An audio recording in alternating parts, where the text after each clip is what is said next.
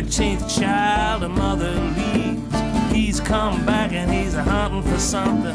Wonder what the Jersey Devil needs.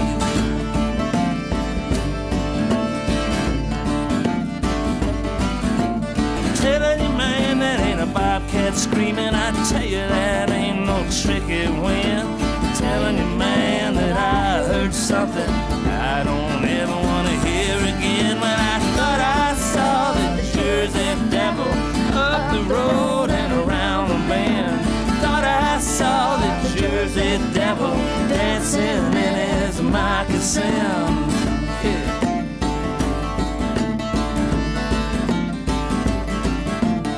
But I thought I saw the Jersey Devil up the road and around the bend.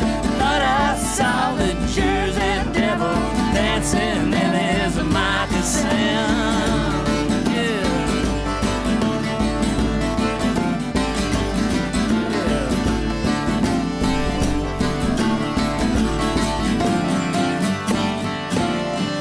Oh yes, this is the Ropa Network. And I am your host, Jacob Guerra. Welcome back. This is part 2 of Devils in the Barrens. Special thank you to Kim Thorson for last week coming forward and talking about her encounter with the Jersey Devil. And it was definitely the most interesting I've ever heard, and I've heard a few accounts on this, but never recorded. As you all know, I've been doing this now for just not very long. I've been in this field of research for 20 years now. In the last 2 years, I decided to turn it into a series. It originally started so my family could see it, family and friends, and they grew into something else. So I'm grateful to be doing it, grateful to everybody coming forward, because again, without you, this research is moot. Hope everybody's doing great out there on this Saturday. Yes, the fires have subsided in Oregon. We have sunny weather in the forecast. Special thank you to the firefighters out there risking their lives, protecting the wildlife, and saving communities. Thank you, firefighters everywhere. Why do I do this? Because I love it. I love what I do. I love investigating, and I love having eyewitnesses come forward and share their stories with all of us. I built this channel for the eyewitness, and also to show what others have done who've come before me, and what others are doing still in this field. So with part 2 here, we're going to dive deeper into the cultural connection of this elusive monster. And again, this is a monster that we're talking about.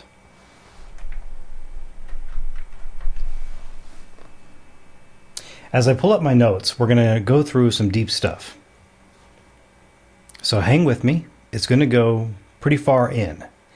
But the first things first, and a lot of people said, why didn't you do this before the eyewitness account? Well, I like being able to tell the eyewitness account first. Then we'll move in to the history and to the deep cultural connection that I believe definitely is there when it involves this monster. Again, I'm glad you're joining me. Sit back, relax, take a breath, put us on Bluetooth, and listen in or watch, whatever you prefer. Whether you are on CC Media, YouTube, Facebook, you are always welcome here. Thank you for joining us. Okay, so let me take a look at my notes, guys, and then we'll go from there.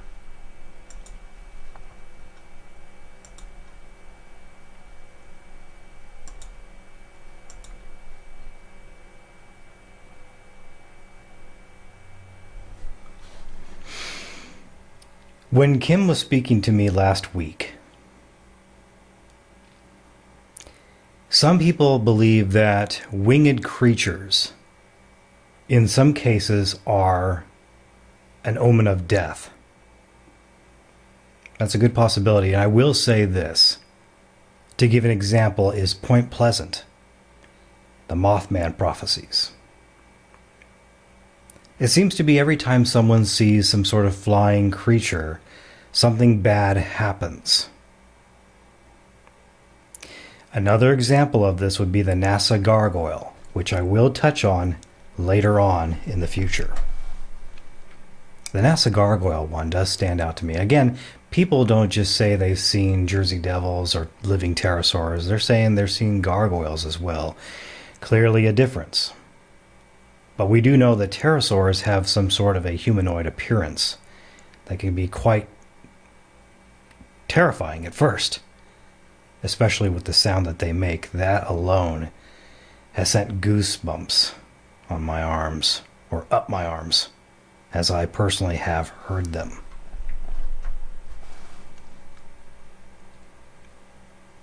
The translucent glow was quite interesting. And again, I like to point that out. Now, she didn't talk about a bioluminescence. She basically mentioned an eerie glow, translucent. Something like that may, in fact, be a part of a phantom or a supernatural being. The Jersey Devil very well could be a supernatural being. Yeah. But it does bring up an interesting case as well. I start talking about some of these other accounts, not just related to winged creatures, but something else. How about 1955, the Hopkinsville Goblin attack? Any of you familiar with that? Hopkinsville Goblin attack. Family was attacked by these smaller beings.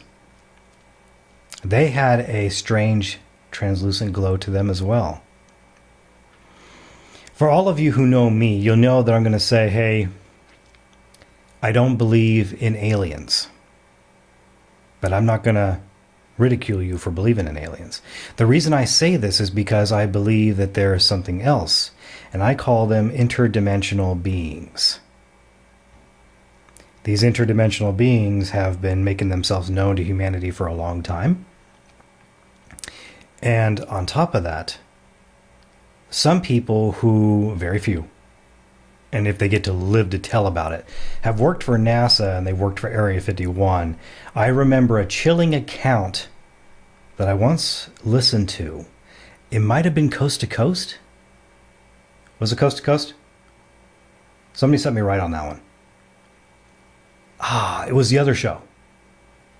The one who did the Well to Hell. I think it was that one. No, it was a Well to Hell. That was the subject, and that's where one of these surfaced. Anyway, there was an employee who worked for Area 51. He was frantic. Called in on that line, very adamant that the people should know that they're not aliens, but they are interdimensional beings, and that the government knows about them. That there's a whole huge government cover-up. He was so adamant about that, and he was afraid for his life. Then something happened. The phone line went dead. And as much as they tried to recontact him, or reach out to him, he was never heard from again. If you go around talking about it, perhaps the authorities come forward and attempt to stop you. Or to hush you. Gotta be quiet. I don't know if I can stay quiet though, guys. I think it's important to talk about these things. Now, in 1939, getting back to our subject, the state of Jersey decided to do, let me just say this. Let me start off here, okay? In 1939, they decided to name a mascot as a state symbol. Most states have a state bird, a state reptile. They have a tree, they have a gemstone, yada yada. Here in Oregon, we have a beaver and a duck. You can even merge the two and call them a platypus. Great rivalry there. These guys have a state demon. They chose the Jersey Devil as their state mascot. How about that? That is kind of rare. Seldom even seen. But this state has decided to do it. The Jersey Devil is their state mascot. Let's go into the lore now. I know a lot of you probably know the lore. All right? Nonetheless, I'm going to talk about it because there's a lot of people who are on CC Media right now who have never heard of this. So let's go. In the 1700s, settlers started to flock to Jersey, New Jersey. Setting up homes, creating new lifestyle for themselves. But amongst these settlers, if not all, but majority, were the Quakers. The Quakers are quite interesting. They presume to be a religious group. I guess you could classify them as very religious. They believed in God and they believed in God, but they were very superstitious. Now that's a bit strange to me because personally, from a Christian standpoint, not Catholicism, but Christian, because, some people say, you might be Baptist or Pentecostal. From a Christian standpoint, how can you be superstitious and believe in God and be a God follower or a God-fearing? It doesn't really connect, okay? It's a bit odd to me. That's just me, all right? So, the Quakers were a superstitious group. And during those times, they also would try to exorcise demons from homes. This is a dark chapter in history because who knows what was going on behind the scenes in these towns, in these villages. But there appeared to be exorcism going on because they thought, someone who wanders at night could be declared an evil spirit. Black cats, messengers of the devil. A lot of superstition here, but is there anything here that's solid to make think witchcraft was involved? A lot of people believe that the Jersey Pine Barrens, excuse me on that one, is a place of superstition, witchcraft, and sorcery. That there's a lot of strange things that have happened in those lands in the 1700s. It's a good possibility. Why not?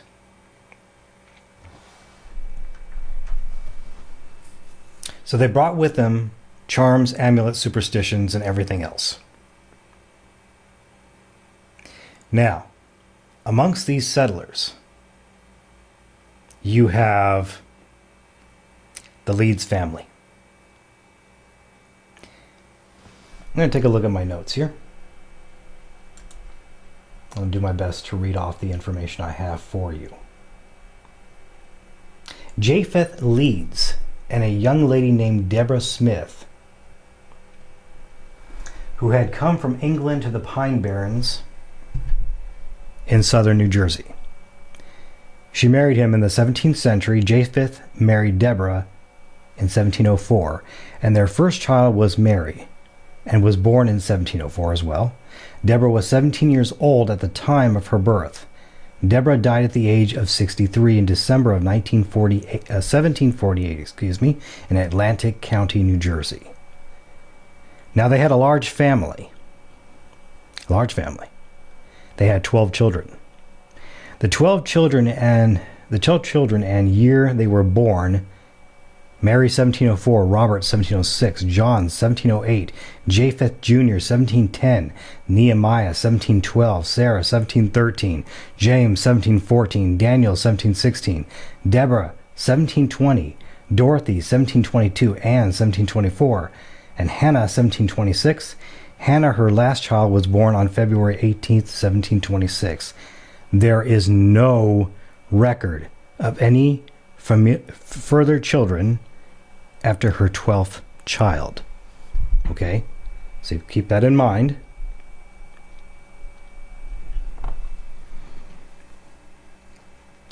Leeds home at Leeds Point. The original structure is no longer there. It is now pretty much a shadow of itself, ruins. But you can still go there to the exact location. We like to think that is the exact location. It probably is. Japheth Leeds' house.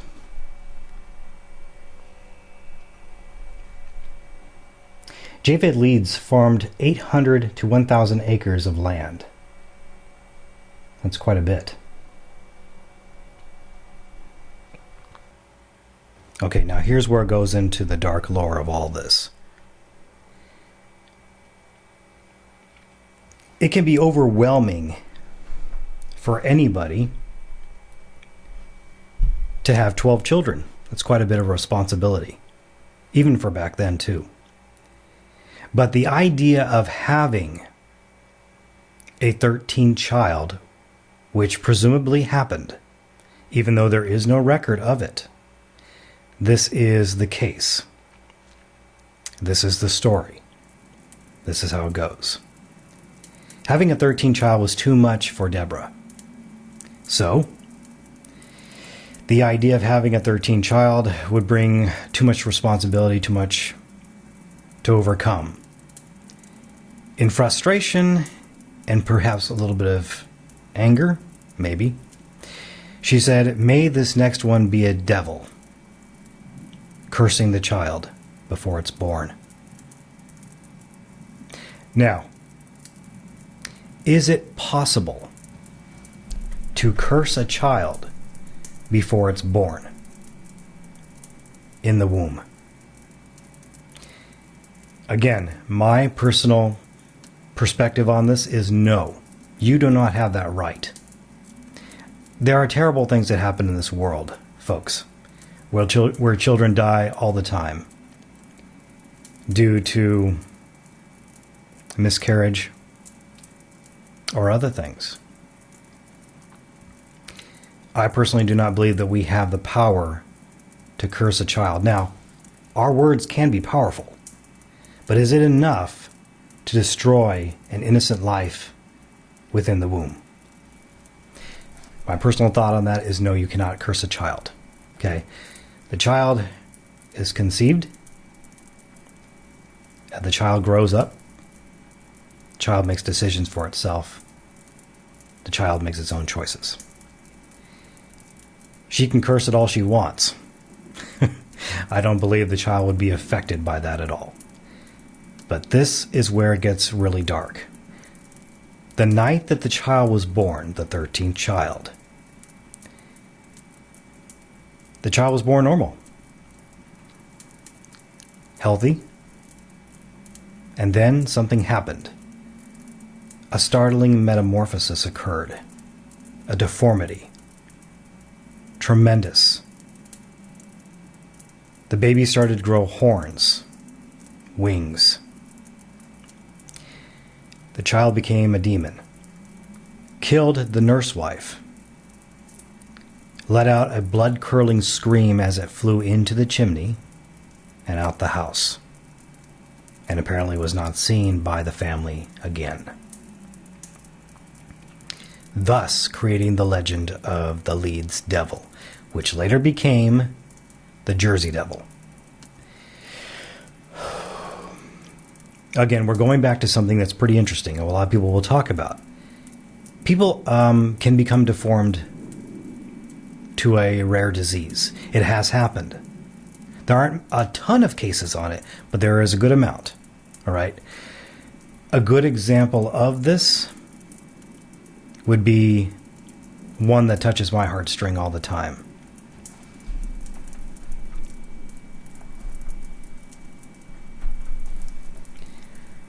The certain case that involves deformity before it was known as Proteus syndrome, it was called neurofibromatosis.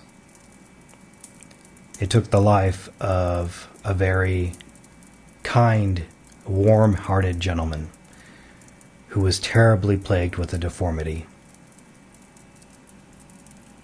God bless Joseph Merrick, the Elephant Man. Deformities do happen. And they can happen to... some of them just spontaneously happen. But in this case, we're dealing with something quite hideous.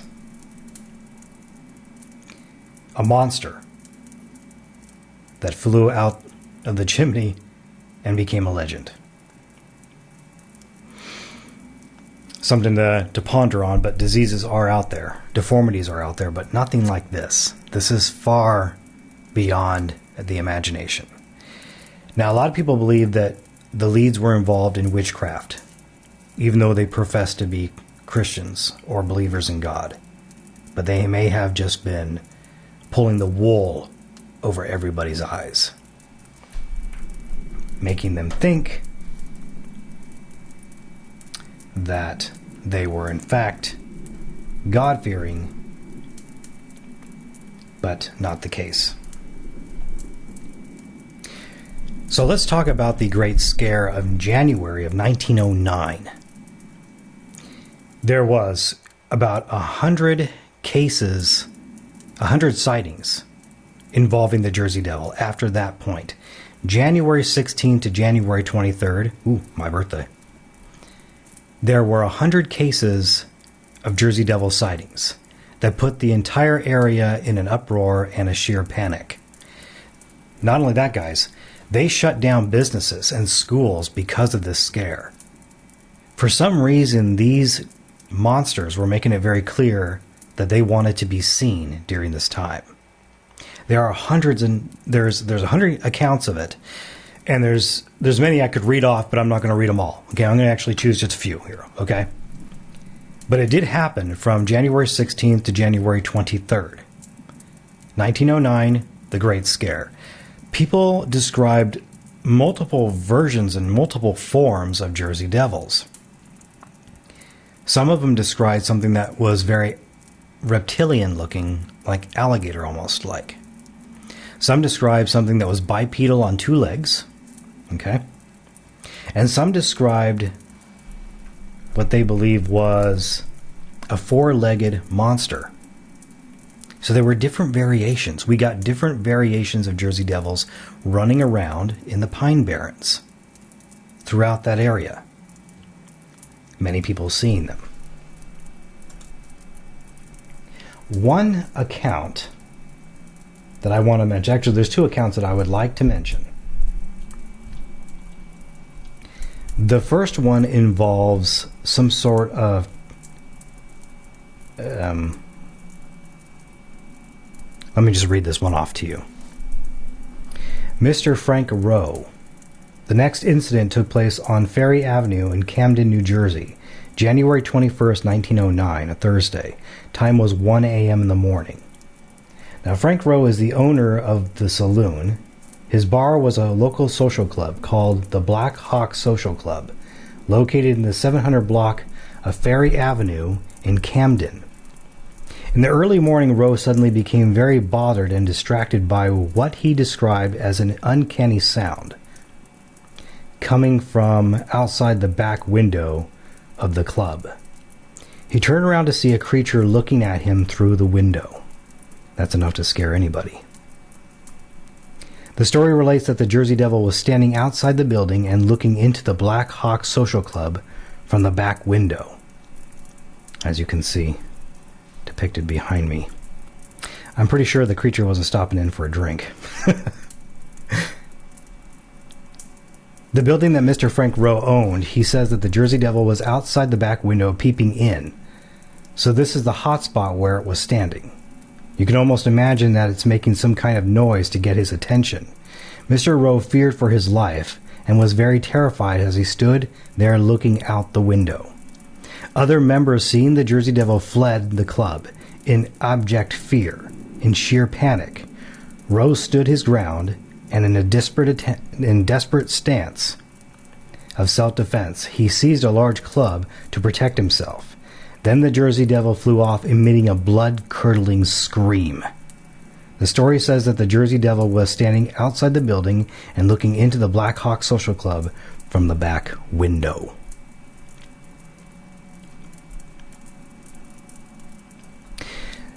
Mr. and Mrs. J.H. White Ellsworth of St. Philadelphia, PA. One of the most unusual accounts of the Jersey Devil came from a couple named White. Mrs. White reported that she saw one in her backyard around 4 p.m. in the afternoon.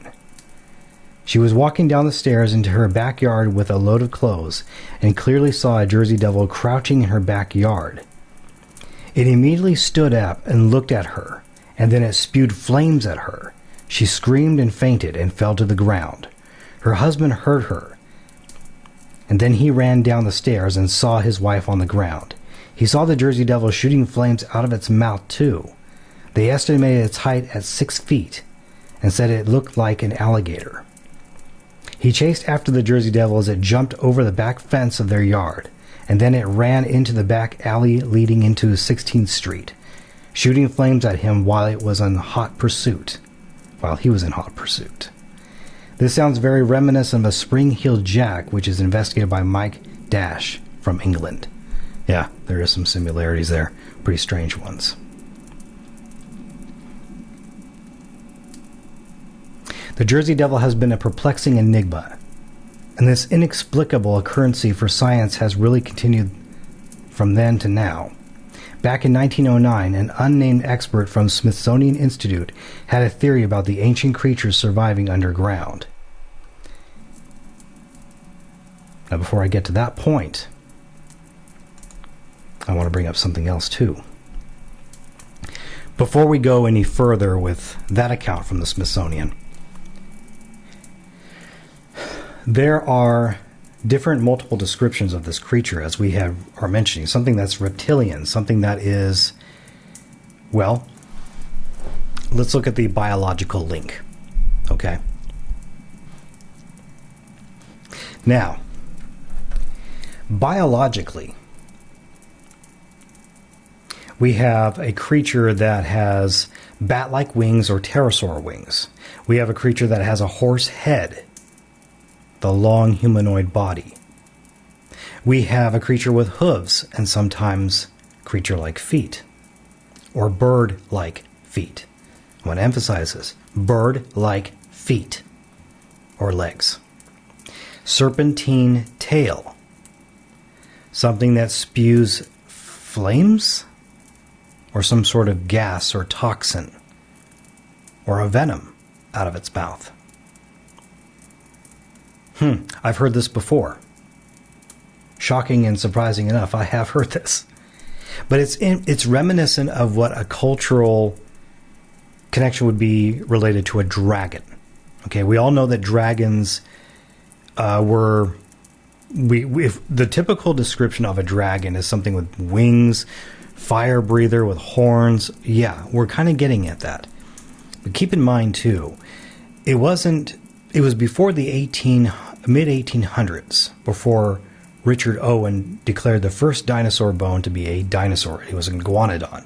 He called it the dinosaur, the terrible lizard. Before that, in history, they were known as dragons. And in the ancient world, they were known as 3 categories: behemoth, leviathan, cockatrice of the sky. Maybe in some cultures, the basilisk. Okay, so there's a dragon connection here in culture today, going back, way back to the ancient times. This sounds like a dragon that was spewing stuff out of its mouth. This is quite rare because when people talk about the Jersey Devil attacking somebody, they don't mention flames or some sort of acid. Something else you should keep in mind too is the bardier beetle. This is an interesting critter. To warn off its enemies, it'll shoot out, almost like spit out some sort of chemical that's a deterrent to get rid of its opponents or enemies. Quite fascinating critter, wouldn't you say? And if he can do it, can other creatures in the animal kingdom do it too? There isn't many out there that really can. Or there may not be many that are talked about. Quite fascinating, isn't he? Bombardier beetle. Love it. The biological connection here. This is what people want to know. Is this monster paranormal, supernatural, or biological fit in the cryptozoological kingdom? This is a tough one because we can go into Kim's account. We can go into other people's accounts. It's almost got a link to both. If you want to talk about biological, we have mixtures of a creature that is biological. Horse, bat, or pterosaur wings. Serpentine tail, hooves, or bird-like feet. Strange connection. All those critters fit. We know that dinosaurs have a fit in biology. Biological connection, reptiles. Okay. I really do appreciate Steve Pierce for giving me this article that he wrote about this that goes really deep. And this is the one I've been reading off some of this information to you, along with my own personal thoughts and investigations into this monster. All right? We are on par for most of it. The only thing I would disagree with the fact is that from a biblical connection, it says that the birds came first, then the reptiles, not vice versa. Okay? So from my stance, that's where I believe it begins. I would also disagree about millions of years here. I'm not on par with that. My personal belief, and I'm going to stick with that. Okay?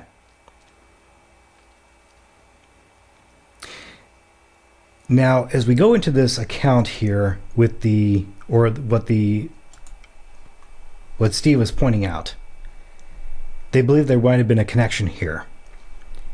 Let me read that again to you, just that last part. From the Smithsonian Institute had a theory about ancient creatures surviving underground, and he believed that the Jersey Devil was a pterodactyl. The Academy of Natural Science could find no record of any creature living or extinct that resembles the Jersey Devil. Today, people still believe that it could be a pterodactyl. Personal opinion on this one? Absolutely.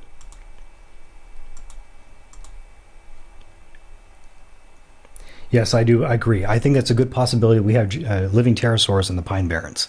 Why not? Now, I've talked to people who've visited the Pine Barrens, who lived in New Jersey. I've talked to Pete. I've talked to Paul.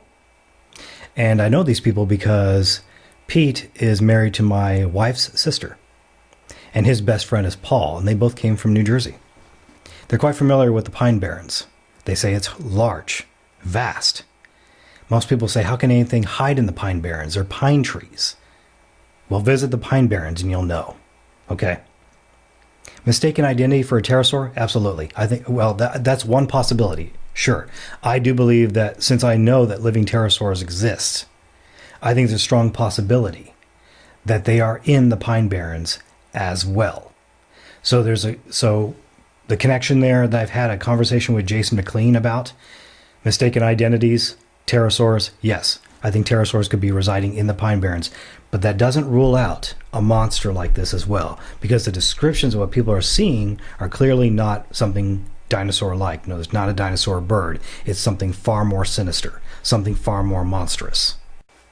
Guys, can we please put to rest the hammerhead bat? Please. This has been talked about over and over again. They're not seeing a hammerhead bat. They're not indigenous to the Pine Barrens. Bats are indigenous to the Pine Barrens, but they're like the brown bats. They're smaller. Some are a little bit larger, some are smaller. There is no hammerhead bat in the Pine Barrens. Let's put that to rest, okay? I don't want to talk about that one anymore. Now, the Native Americans in the Pine Barrens who have visited these areas, this is what I find very interesting. You can always count on the Native American history to help put you in the right direction or point you in the right direction. They called the Pine Barrens Popessing. Did I say that right, guys? Popessing? Okay. Popessing, meaning place of the dragon. So is it possible that the Native Americans knew something that we don't? Again, we are the Western world, the Western society. We tend to be, I hate to say this, but it's the truth. We tend to be ignorant in what we believe. We want to believe only what we see. Okay? But these people who have come before us know better. Let me read this off to you. You'll find it interesting. Then we have the start of the European settlers' history of the Jersey Devil that dates back to the early 1600s. In 1677, Swedish explorers discovered strange footprints near the same creek, and they named the spot Drake Kill, after the serpent-like legendary dragon that appears in folklore of so many cultures around the world. Let that sink in for a moment. Very important. Different cultures, cultural connection. Very important.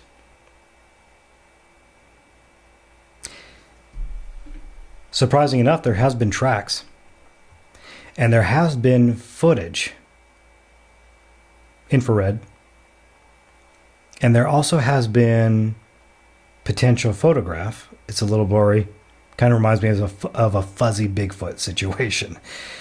It's called The Culture because it was taken by Stefan and his father, Michael. Michael and Stefan Culture. Happened in December of 2017. Want to thank Crash Course Cryptozoology for coming forward and sharing that with us. Thank you, Karek. Appreciate that, man. So if you're interested in knowing more about that, check out his video. Very, very important. He actually goes into in-depth analysis of those photographs that have a link. There'll be a link attached to this as well. So to sum some of this up, this next and last part, as we just went through some very, very key information regarding this monster. To finish up, to conclude, I want to invite a special guest back on the show who had an encounter of his own, but not with the Jersey Devil. Most of you might be familiar with him. His name is Jordan Henrichs. He'll be back on the show in a minute here.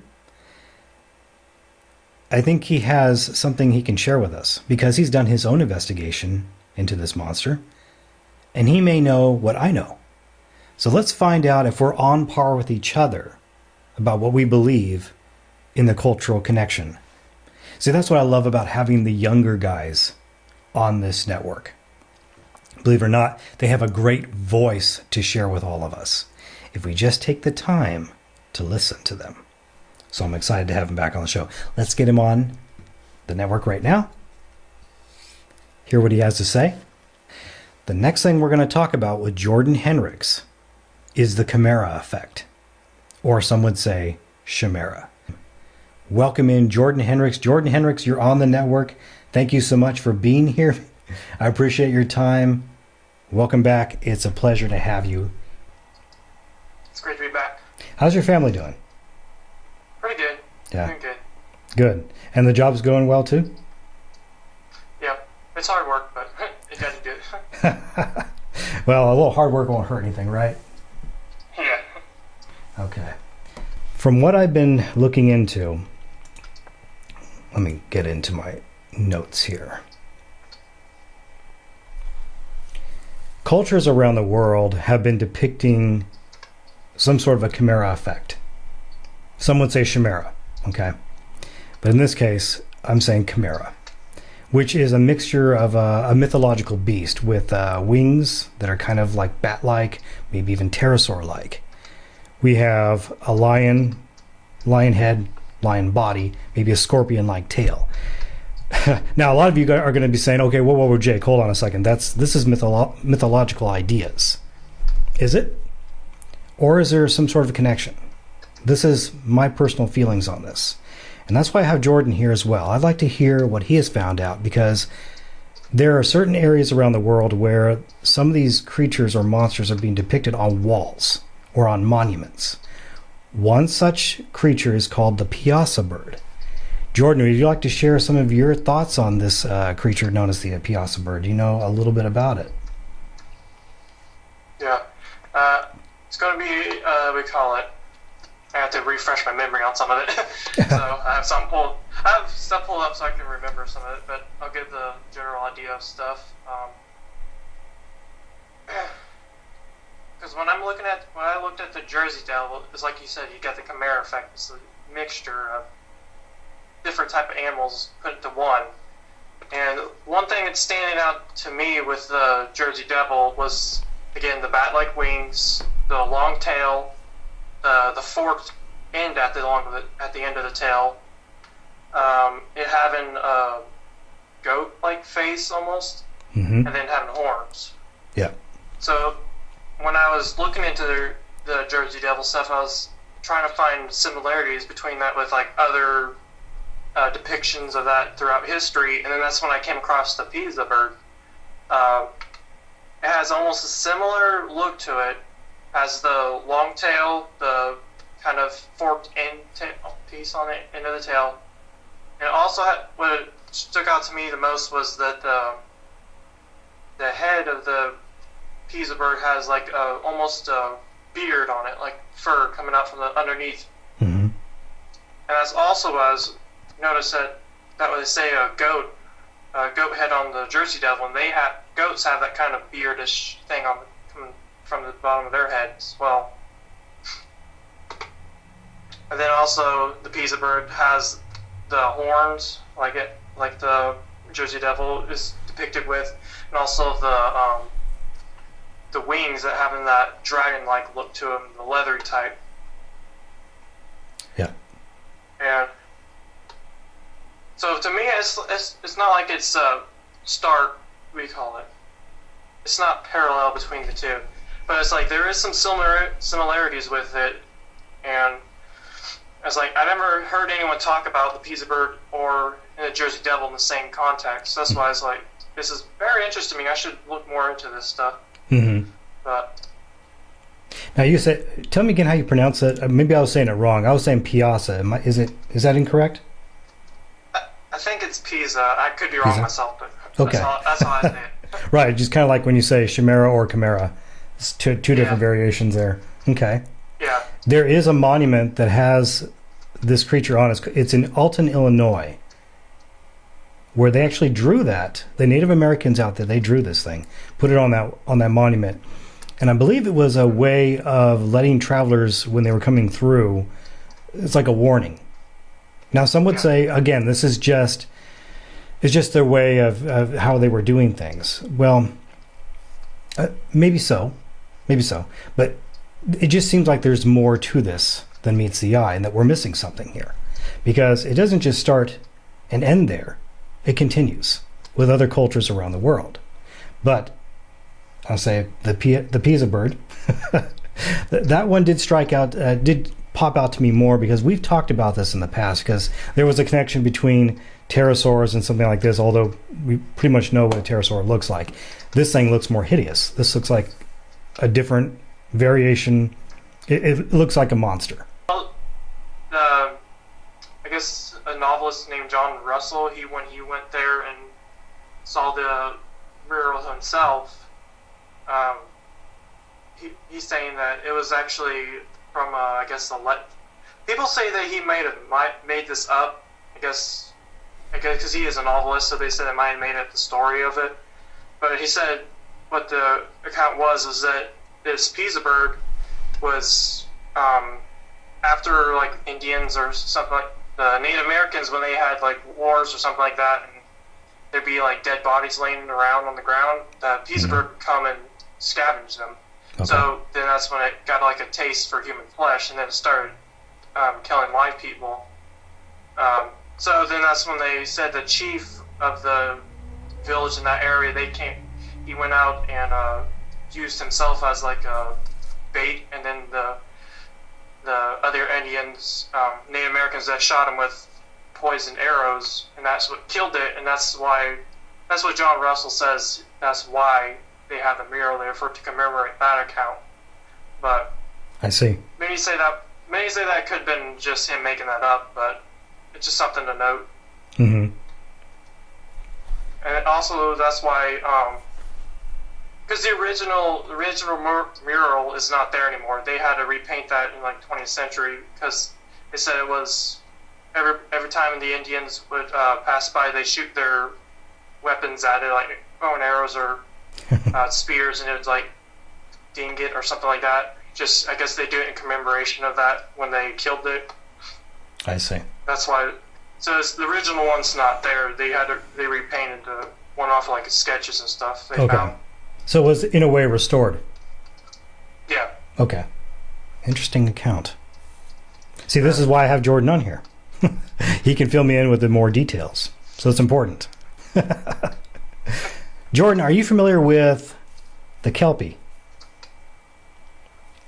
Kind of, in a way, yeah. I heard of it, and I'm not fully aware of it. Okay. Now, again, I'm going back to Steve Pierce's notes here. Steve Pierce says, I've been letting the audience know that he's been doing a lot of research on this particular monster. And his findings have led something down a dark hole, which I do agree with a lot of what he's saying, but there's some things that I will disagree with, respectfully.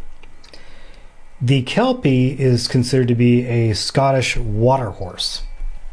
Not always depicted as good, but also depicted as evil. It was known as some sort of aquatic spirit. Mostly in the form of a horse, sometimes black, with red eyes. And that seems to be some of the European lore that deals with black creatures with red eyes that are glowing. Like I said, friendly and sometimes not. But it would carry passengers through the lake or from the Scottish pools to the other side. The horse-like appearance, he believes there's a connection with this monster in the Pine Barrens. Again, we see a horse feature mostly associated with the Jersey Devil, the horse head. But that's kind of where it usually ends, unless we're going to talk about hooves. But the Jersey Devil doesn't always have hooves. It has some sort of like bird-like feet or reptilian-like feet, which means we could be dealing with more than one variation of Jersey Devil. We have a bipedal and we have a four-legged version. Also, and something I touched on earlier is the fact that we could be dealing with mistaken identities of pterosaurs in the Pine Barrens. Yeah. Why not? Pine Barrens is huge. Some people don't think it is. Mostly some of the people who say it isn't haven't been there. But it is a very vast area. So you have heard of the Kelpie before. Have you heard it like that in that kind of description? Yes, I heard it before like that. That's, like you also said, like the horse head is also mentioned in a lot of like sea serpents and stuff like that. They have the same kind of horse head look to them. So for me, that's like maybe that's their closest thing they can describe a sort of dragon-like head. Mm-hmm. That's the only thing they can describe it as, that long snout kind of thing. So yeah, this is, like you said, the Pisa bird could be another type of whatever the Jersey Devil is. It's probably not the same thing as a Jersey Devil, but it could be in the same species or something like that. Right. But aquatic dragons is kind of what what he's going at or getting at here. Yeah. There's you think about dragon, you hear dragon a lot. And that's because it's the reptilian sense. But again, before the discovery of the first iguanodon skeleton, we didn't have the name dinosaur, we had the name dragons. And you go back to the ancient world and we had classifications for them. Okay. So there's a connection dragon-like. So, but every time someone mentions like a water spirit in other cultures, it tends to be horse-like, good or evil, which is quite fascinating though. But again, it's a start, and then it moves into something else, which is the next one. Now this one here, make sure I'm on the green. This one here is called the Arobus. Have you heard of that one, Jordan? I'm not. Okay. The Arobus is a demon deity, and it kind of has a shape-shifting ability to it. Human hybrid, horse face, sometimes an oracle, and sometimes depicted as a fallen angel. And you have to kind of let that one sink in for a moment here. I know, again, everybody's going to be saying, okay, again, we're going into some myth. I know. This seems like just a giant myth to everybody. But again, this is depicted in cultures all around the world. So there are certain people who know of this monster, this demon, the Arobus. And some cultures actually celebrate it. Kind of like they would celebrate in the ancient world Dagon or Baal. Okay. So you see where the road is kind of leading right now. Not to say that it's 100% without a doubt linked, but I think there's some characteristics here. And in a way, people have mentioned, well, maybe I shouldn't even get to this just yet. Let's just keep going. I think there could be some, we call it, I guess, paranormal, supernatural stuff happening with Jersey Devils and so-called demon spirit and water spirits, stuff like that. It's just like, because sometimes Jersey Devil for me is like, it's on the fine line between a natural and some sort of animal or a supernatural being or something like that. Yeah. Because when I hear the description, it sounds a lot like a dragon, like a dragon with fur or something like that. But then other times when people are talking about it, does stuff that defines natural physics and stuff like that. So it's like sometimes it leans on toward the supernatural side of stuff. So I think there is a connection to it, but it's like there. I haven't. What do you say? It's just like it's just weird. It's like it's a fine line between them. There is a fine line, without a doubt. It's not like when you're looking into like pterosaurs or the ropens. That's more toward the physical, like a creature, because we've seen that in the fossil record. But like you're not really. Right now we don't see a Jersey Devil skeleton or something like that. We don't have that like in the fossil record. So it's as long as with other chimeras and stuff like that. We haven't had any fossil record of them, so that's why it's kind of like on like half and half for me. Yeah, I agree, and I think this is where it gets a little bit further in, because in other cultures, which we've been mentioning, there's also a race called the Kanara, and the Kanara is a Hindu mythology. This one's depicted in their art: human, horse, bird features. And apparently these beings lived in the Himalayas. They were all a mixture, chimera effect, living in the Himalayas. And not mentioning that they were some sort of evil spirits at all, but whenever I see a cross between human and something else, the first thing I want to think is, okay, first thing that pops in my mind is some sort of evil spirit, even though they don't come across that way. Okay, kind of like these alien encounters who or make it seem like they're on your side, but yet there's something more sinister behind it that people don't realize. And which brings me to my last part of this reptilian race that people have been talking about. Now, I don't know, Jordan, if you're familiar with some of these things, but this is why I've been doing the research for myself, and I'll come to a conclusion and say, okay, should I be sharing this with others? May mention it, but I will not give an article to publicize it because it's disturbing. So, but I will talk about it, and I'll try to keep it to a minimum. But according to a lot of people who have been abducted by aliens, per se, they will mention that, how do I word this so it's not, okay. When they're abducted, they say that these beings come to them as winged reptiles, in a sense. A half and half spirit. Not always, but sometimes. The goal, from what these beings are sharing with them, is that they're trying to harvest certain parts of the reproductive system in order to be like the human race. This is coming from a secular source, okay? I want to make that very, very clear. There's visitations trying to take from us in order to be like us. But at the same time, we have people who don't know that they're being misled, and they're falling victim to it. And this is where you get some of these talks about underground environments, paying homage to another deity called the Baphomet. If you look at the Baphomet statue, I want to make this clear, folks, that I'm not in any way trying to endorse. I know that this chat is about the Jersey Devil, okay, but this is why I do this part of research. I'm not trying to offend anybody with what I'm doing, but I think it's important we talk about this so you are aware what's a part of our world. The the history behind it.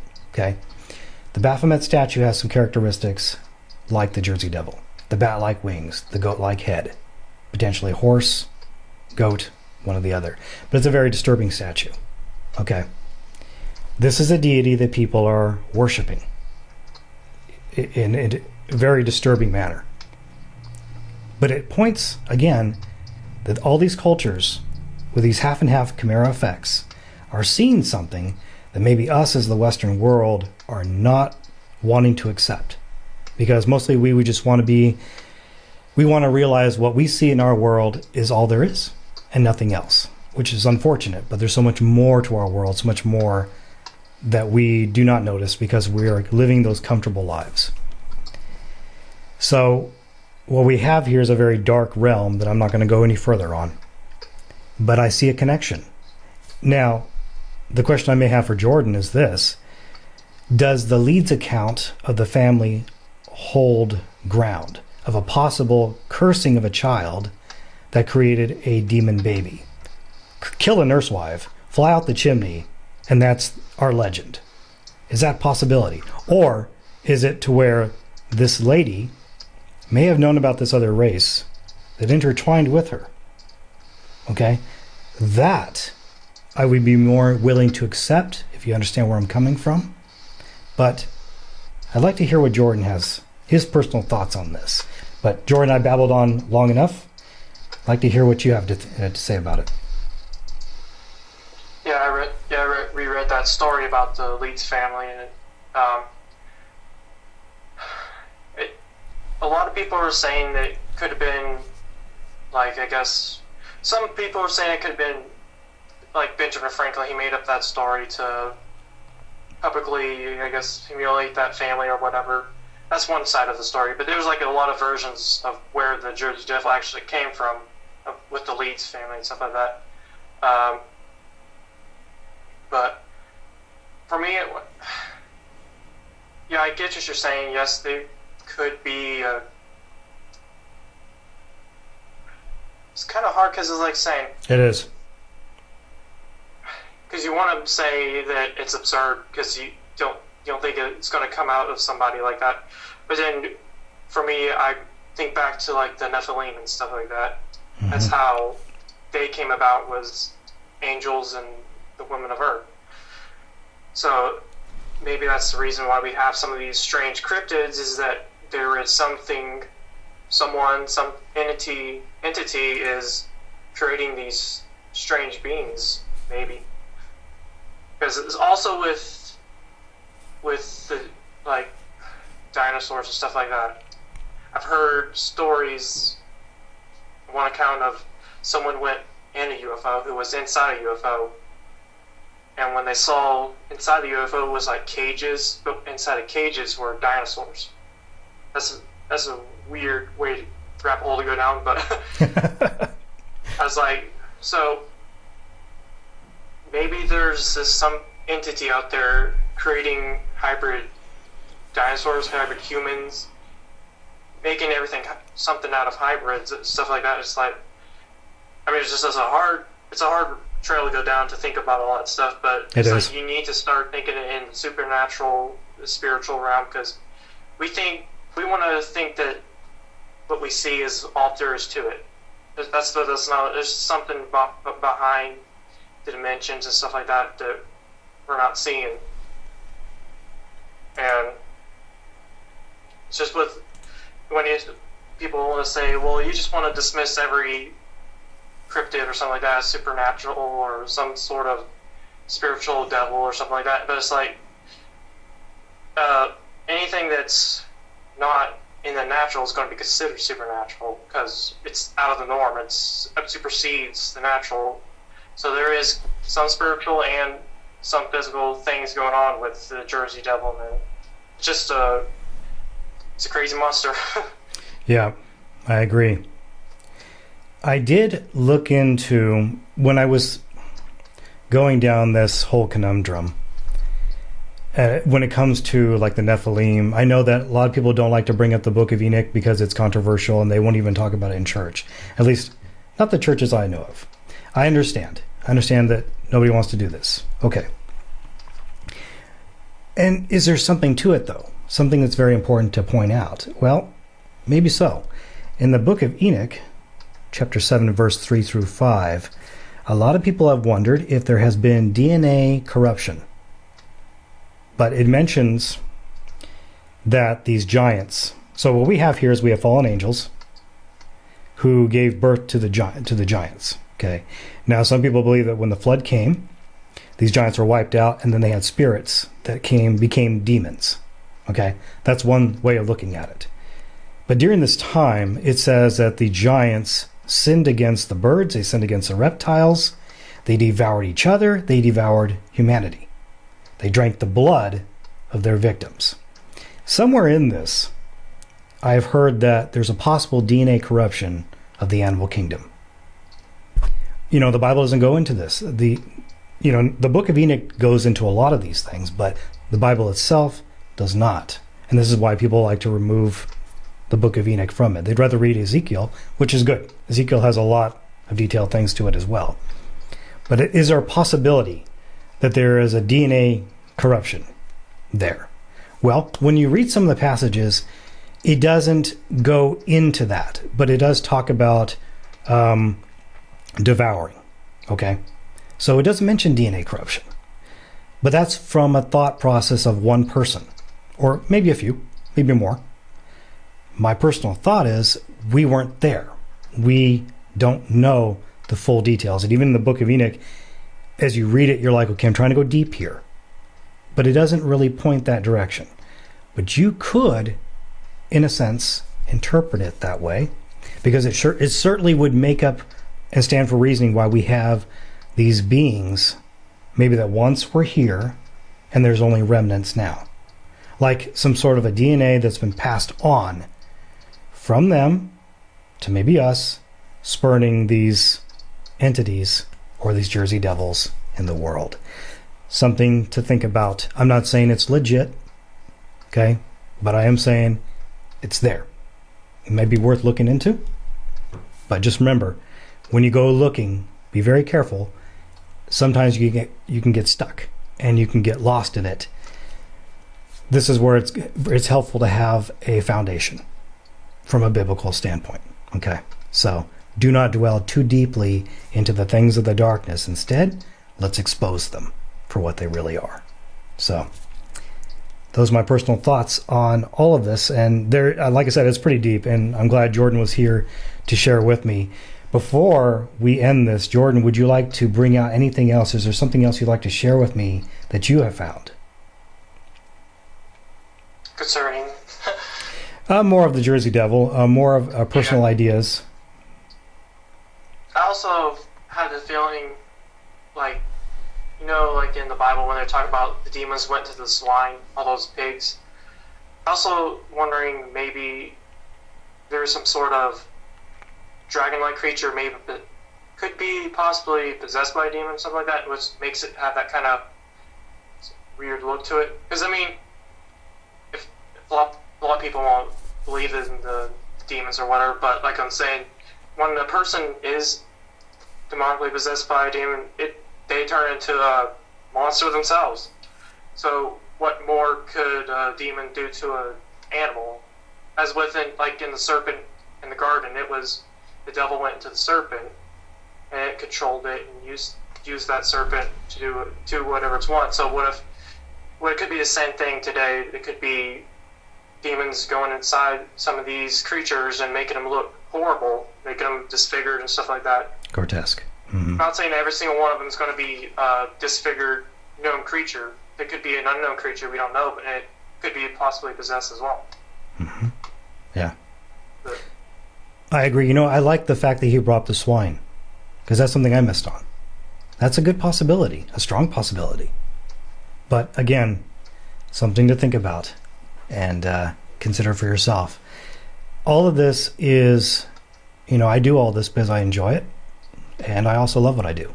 And I love having people come on board and share their personal thoughts as well, or share their encounters. That's what makes all this fun, because science is fun.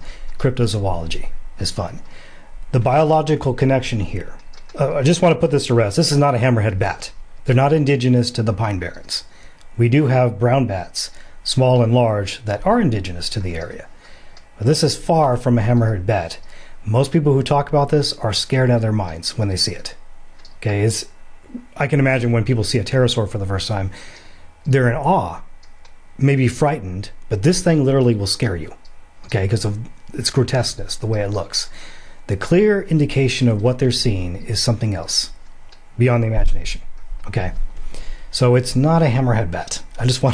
You may still believe that it is. It's okay to be skeptical in this field of cryptozoology. You have to be a little bit. But I want to make something clear. If you're too skeptic of everything, maybe you're in the wrong field. Okay. Might want to go somewhere else, because this is all about talking about monsters and finding discoveries about them, also living dinosaurs. It goes on and on. Okay. So something to think about. Jordan, thank you so much for your time. I appreciate having you here, bud. You're very knowledgeable, and I'm glad that I met you and that you can share all your knowledge with me. Keep up the good work. You're doing a great job. Jordan Henrichs in Florida, where the ropen may be residing still today. Thank you so much, Jordan. Appreciate it. We'll talk to you soon again, okay? Yep. God bless. God bless. Bye-bye. Bye. In closing, what do I think? I think that what we're dealing with here is a creature that is supernatural, biologically connected because of its different parts. Bat, horse, deer, reptilian tail, you name it. So does it fit in the cryptozoology world because it's biologically linked? If you want to name all those aspects, fine. Fine, we'll take it. But I'm not really seeing anything that points the way in the animal kingdom. Instead, what I'm seeing here is a monster that is half and half, the chimera effect. And because of Kim's testimony, I'm leaning more that direction, supernatural entity. This discussion is not over. This one is going to continue. For now, we're going to put it to rest, but I'm sure it will resurface again in the coming year or two. I'd like to thank all of you for joining in, listening in, wherever you were. Facebook, Instagram, YouTube. It's been a pleasure. And if you have any questions, feel free to reach out to me. That's what I'm here for.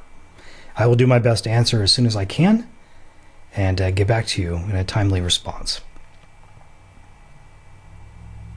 2020 has been a very difficult year for everybody, but I sure hope that 2021 will bring a new perspective, a change, in a positive way.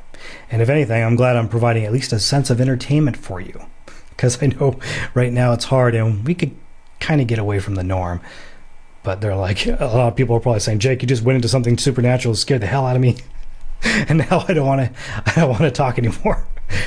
Sorry about that. But again, I do think this is a creature that's worth talking about. There's something here quite sinister, and I'll leave it at that. The rest is for you to decide. Whether you believe the Jersey Devil is real and is still in the Pine Barrens. Was it created by mutation, a curse, or has it been here with DNA corruption since the beginning of time? Guess we'll be looking for the answers further down the road. In the meantime, before I let you go, very important, seek the truth. God bless every one of you on the other side of the screen. We'll see you next time.